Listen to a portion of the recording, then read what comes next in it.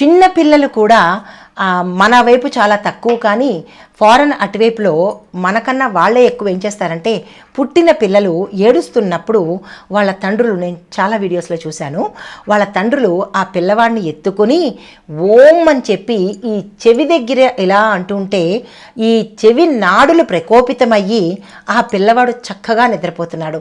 అంటే ఓంకారము పసి పిల్లల దగ్గర నుంచి పశువుల దగ్గర నుంచి అందరినీ ఆరోగ్యంగాను ఉత్తేజంగాను ఉంచే అద్భుతమైన పదము, ప్రణవనాదము. ఇది మంత్రం కాదు. మనం మంత్రానికి దీన్ని అనుసంధానం చేసి కనుక చెప్పినట్టయితే ఇంకా విశేషమైన ఫలితం వస్తుంది. ఉదాహరణకు నారాయణాయ అనే బదులు ఓం నమో నారాయణాయ అని పలికినట్టయితే కనుక ఈ ఓం అనేలో ఆ ఊ మా అనే అక్షరాలతో పాటు నా మా హా శబ్దం కూడా మనకు నాభి నుంచే ప్రకటితమవుతుంది. మళ్ళా నారాయణాయ అని అంటే ఒక్కొక్క అక్షరంలోనూ ఒక్కొక్క మంత్రము, ఒక్కొక్క పవరు నిమిడీకృతమై ఉంటుంది. మన ఋషులు ఇచ్చిన మంత్రాలన్నీ ఏదో సాధారణంగా చెప్పేవి కాదు, మామూలు మాటలు కూడా కాదు.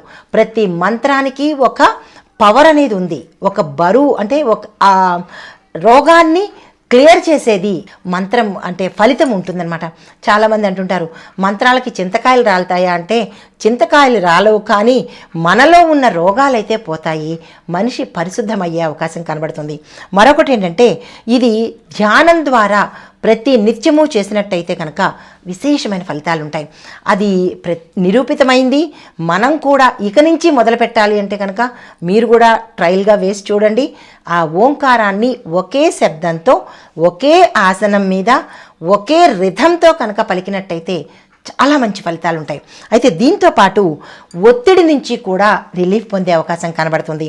అయితే ఇదొక్కటైనా ఫలితము కాదు, నిద్రలేమితో మనం చాలా బాధలు పడుతుంటాం. తెల్లారు లేస్తే మొబైల్ లేనిదే మనకి పని అవ్వదు. పడుకున్నప్పుడు తల దగ్గర ఉండే ప్రథమ వస్తువు మొబైలే. ఆ మొబైల్ నుంచి వచ్చే టాక్సిక్ని మనకు తెలియట్లేదు, ఆ రేడియేషన్ తెలియట్లేదు. ఇది ఎక్కువగా నాడీ వ్యవస్థ మీద పడుతుంది. అది ఎలా పడుతుంది అని అడగచ్చు. సైన్స్ కూడా ప్రూవ్ చేసింది. ఈ రేడియేషన్లో ఉన్న మొబైల్ని మనం పక్కన పెట్టుకున్నట్టయితే కనుక మనకి తెలియకుండానే మన నాడీ వ్యవస్థ దెబ్బతినడంతో పాటు అంటే జ్ఞాపక శక్తి నశించడంతో పాటుగా నిద్రలేమితనం కూడా మనకు అవుతుంది. మీరు గమనించి చూసుకోండి.